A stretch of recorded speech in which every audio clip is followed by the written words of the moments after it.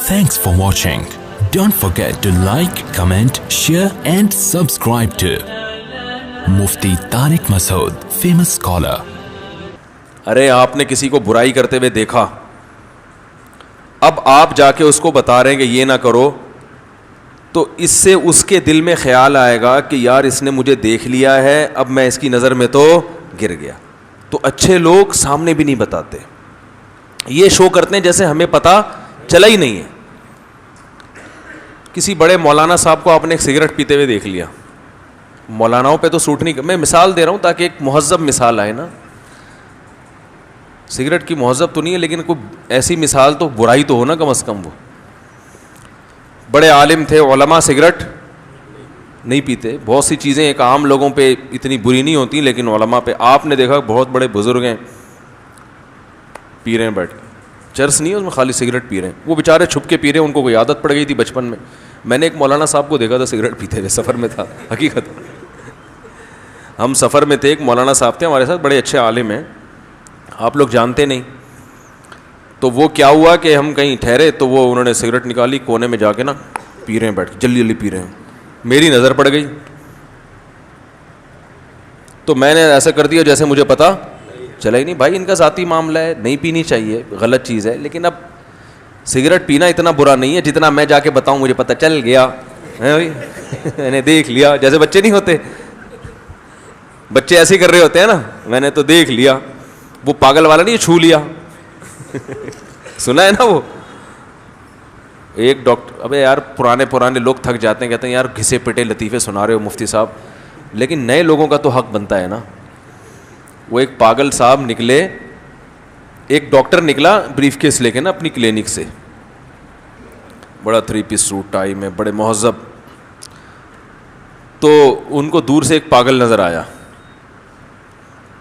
پاگل تو ویسے ہی کسی بھی چیز کو گھورنے لگتا ہے, تو گھور رہا ہے ڈاکٹر صاحب کو. ڈاکٹر صاحب نے جب اس کی طرف دیکھا ڈر گئے کہ یار پاگل ہے, پتہ نہیں عجیب سا آدمی لگ رہا ہے. تو جانا جس طرف تھا ڈاکٹر صاحب نے, وہ پاگل ہی کی سمت تھی. تو ڈاکٹر صاحب نے سمت چینج کر لی نا ڈر کی وجہ سے, دوسری طرف چلنا شروع ہو گئے. وہ پاگل ہے, اس کو تو کچھ بھی کر لینا, اس کی سمجھ میں کچھ نہیں آیا. اس نے کہا چلو میں بھی ادھر ہی چل لیتا ہوں. بھائی جب پاگل نے ڈاکٹر صاحب کو گھور کے دیکھا تو ڈاکٹر صاحب نے بھی گھور کے دیکھا, تو پاگل اور گھورنے لگا نا. پاگل تو نقل اتارتا ہے نا. اب ڈاکٹر صاحب نے میڈیکل سائنس تو پڑھی ہے, پاگلوں کی نفسیات انہوں نے نہیں پڑھی تھی. تو وہ مخالف سمت میں چلنا شروع ہو گئے. ڈاکٹر نے بھی, وہ پاگل نے بھی اسی سمت میں چلنا شروع کر دیا. ڈاکٹر صاحب نے دیکھا یہ تو ادھر ہی آ رہا ہے, وہ اور گھبرا گئے, تھوڑا اسپیڈ بڑھا لی انہوں نے, پاگل نے بھی اسپیڈ بڑھا لی. ڈاکٹر صاحب نے بھاگنا شروع کیا, پاگل نے بھی بھاگنا شروع کیا. اب تگڑ وہ اسپیڈ میں بھاگ رہے ہیں, پاگل پیچھے اسپیڈ میں بھاگ رہے. وہ تو ڈر گئے نا بیچارے, بھاگتے بھاگتے گر گئے. ڈاکٹروں کو بھاگنے کی تربیت تو ہوتی نہیں ہے. دھڑام سے نیچے گرے, پاگل آ کے ان کے اوپر گر کے کہتے چھو لیا. ڈاکٹر نے کہا کمبخت, تو چھونا ہی تھا تو مجھے پہلے بتا دیتا یار, اتنی ٹینشن میں ڈال. جیسے اس پاگل نے کہا تھا نا چھو لیا. تو ایسے ہی بعض دفعہ وہ میں بھی یہ کہہ سکتا تھا, میں جا کے کہہ سکتا میں نے سگریٹ پیتے ہوئے آپ کو دیکھ لیا, آپ اتنے بڑے عالم ہو, آپ سگریٹ پی رہے ہو, شرم نہیں آتی؟ یہ تو بازاری لوگ یہ کام کرتے ہیں بھائی, یہ تو ایسے ہی وہ ڈبو اسنوکر والے کر رہے ہوتے ہیں. ہم نے دیکھا, ہم کنی کترا کے نکل گئے جیسے ہمیں پتہ ہی نہیں. لیکن اللہ کی قدرت کے وہ دوبارہ وہ پی رہے تھے, دوبارہ کہیں اسٹاپ پہ اترے تو بالکل میرا سامنا ہو گیا, صاف سامنے ہی آ گیا نا. میں نے ان سے کہا بے فکر رہیں, کسی کو نہیں بتاؤں گا. میں نے کہا کہتے ہیں تو میں 2 ڈبے گولڈ لیف کے آپ کے لیے اور لے آتا ہوں, بے فکر رہیں. اچھا یہ میں واقعہ کیوں سنا رہا ہوں؟ ہر ایک کو نصیحت بھی نہیں کرنی چاہیے. وہ بڑے آدمی تھے, اب میں ان کو کہتا حضرت سگریٹ اچھی بات, او بھائی یہ ہمارا ہیڈک نہیں ہے, چھوڑ دو, وہ زیادہ اچھا جانتے ہیں کہ اچھی چیز, وہ کہہ گے مجھے پتا ہے کہ اچھی چیز ہے یا نہیں ہے, زیادہ فنڈر بننے کی ضرورت.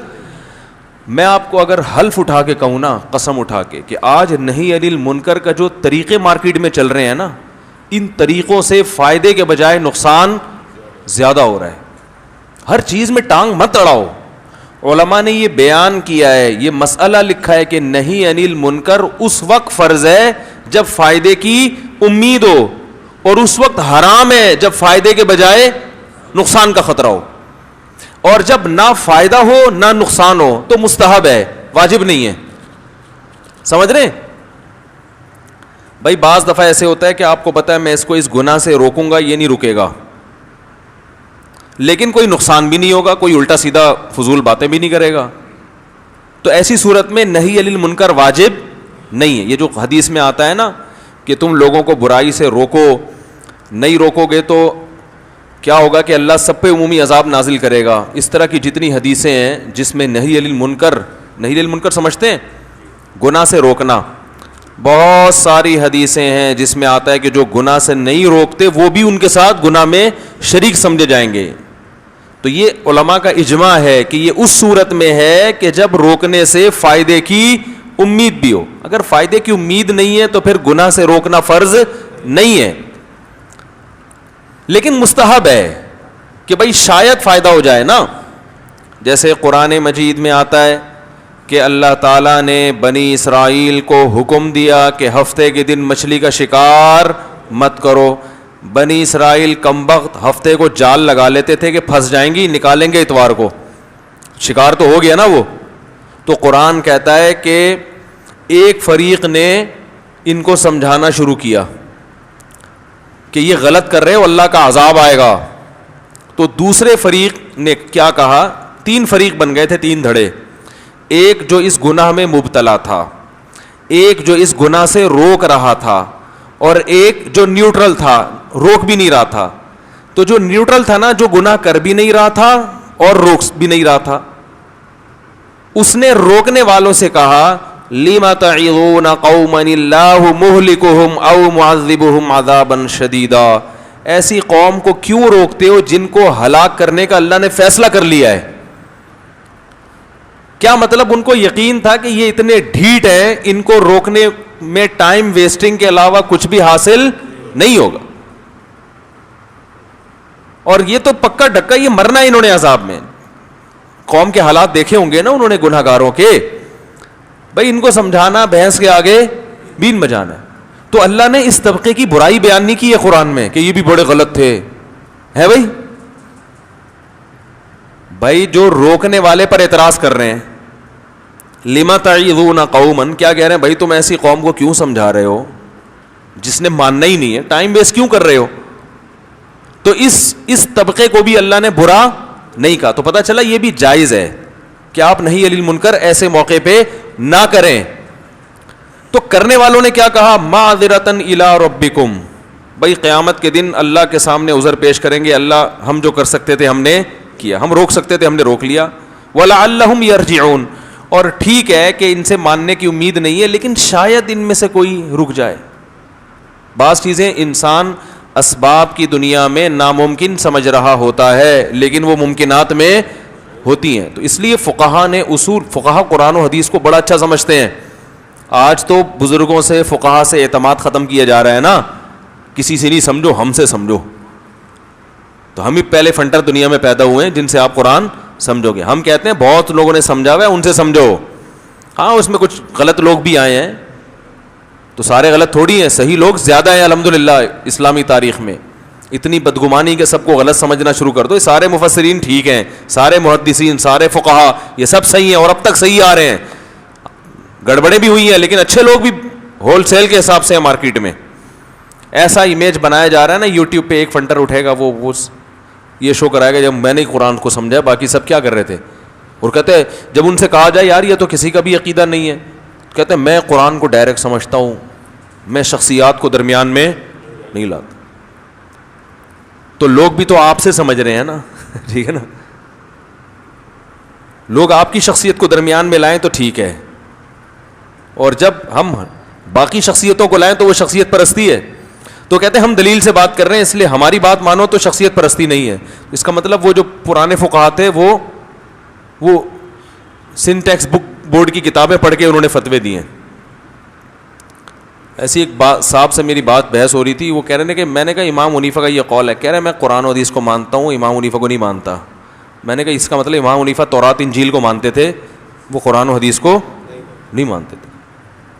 تو یہ لیبل ہے مارکیٹ میں, یہ دم نہیں ہے, ان تلوں میں تیل نہیں ہے, سمجھ رہے ہیں؟ اس لیے زیادہ ان سے متاثر ہونے کی ضرورت نہیں ہے. تو خیر، تو اللہ، ہاں اس لیے اس آیت سے کیا استدلال کیا فقہا نے کہ بھائی نہی عن المنکر کی اگر امید ہی نہیں ہے، یعنی امید ہی نہیں ہے ماننے کی، تو پھر چپ رہنا جائز ہے. بہتر اس وقت ہے جب ماننے کے بجائے الٹا اور فساد کی. جیسے آپ نے کسی کو نماز کا کہہ دیا، آپ کو پتہ ہے یہ اتنا غلط آدمی ہے، یہ علماء کو برا بھلا کہنا شروع کر دے گا، اس کو نماز کا بولو گے، جاؤ مانتا نہیں، تو بھائی چپ کرو. کیونکہ جب زبان سے علماء کو نماز کو برا بھلا کہے گا تو اور زیادہ پکا بے نمازی بنے گا. آپ کیوں اس کو ایسے عمل پہ مجبور کر رہے ہو؟ جیسے قرآن میں آتا ہے وَلَا تَسُبُّوا الَّذِينَ يَدْعُونَ مِن دُونِ اللَّهِ فَيَسُبُّوا اللَّهَ عَدْوًا بِغَيْرِ عِلْمٍ. بتوں کو برا بھلا کہنا یہ اسلام کا حکم ہے، اصل حکم یہی ہے. کیونکہ نہی عن المنکر، بتوں کی عبادت ایک منکر ہے نا، منکر کہتے ہیں برائی کو، منکر ہے نا. تو اس منکر کو ختم کرنے کا ایک طریقہ یہ بھی ہے کہ آپ بتائیں کہ یہ لچڑیں کچھ بھی نہیں کر سکتے. ارے ایسے ہی تو ان کے دل سے عظمت نکلے گی نا. آپ اگر یہ بتاؤ ہاں بھی بہت قابل تعظیم ہے یہ، تو وہ بت پرستی چھوڑیں گے؟ تو برائی کو روکنے کے لیے ضروری ہے کہ کوئی بتوں کی عبادت کرتا ہو، آپ اس کے سامنے بولیں کہ یہ بت کسی کام کے نہیں ہے، یہ ایسے ہی ہیں، یہ یوں ہے، یہ یوں ہے، برا بھلا کہو ان کو. لیکن قرآن نے کہا ایسے موقع پہ برا بھلا کہنا کہ آپ کو یہ خطرہ ہے کہ یہ آپ کے اللہ کو برا بھلا نہ کہنا شروع کر دے، ایسے موقع پہ بتوں کو برا بھلا کہنے کی اجازت نہیں ہے، کیونکہ فائدے کے بجائے نقصان ہو رہا ہے. حدیث میں آتا ہے کہ بدترین جرم وہ ہے کہ انسان اپنے ماں باپ کو برا بھلا گالیاں دے. صحابہ نے کہا یا رسول اللہ اپنے والدین کو کون کہتا ہے؟ آپ نے فرمایا دوسرے کے والدین کو جو کہتا ہے اس کے نتیجے میں وہ آپ کے والدین کو برا کہے. تو یہ بھی ایسا ہی ہے جیسے آپ خود اپنے والدین کو برا بھلا کہہ رہے ہو. تبھی کہتے ہیں نا عزت دو تاکہ تمہاری عزت، ابے بول لو نا کیا ہو گیا، عزت دو تاکہ تمہاری عزت ہو. تو عزت کروانے کے لیے عزت دینی بھی پڑتی ہے سامنے والے کو. Thanks for watching. Don't forget to like, comment, share and subscribe to Mufti Tariq Masood Speeches channel.